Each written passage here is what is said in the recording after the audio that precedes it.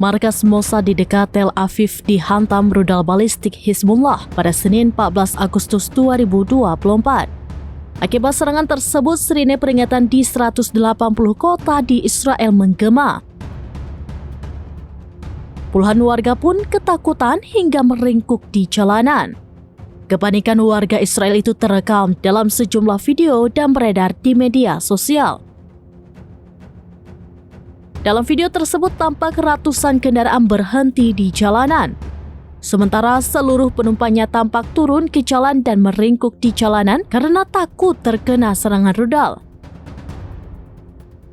Situasi itu pun semakin mencekam seiring dengan suara sirine juga terdengar menggema tanpa henti. Dalam situs berita Israel mengungkapkan bahwa sirine peringatan bahaya menggema di 180 kota di Israel. Dijelaskan pula bahwa serangan itu mengakibatkan Bandara Gurion di Tel Aviv ditutup. Seluruh penerbangan dan lalu lintas udara pun dihentikan karena serangan rudal balistik Hizbullah.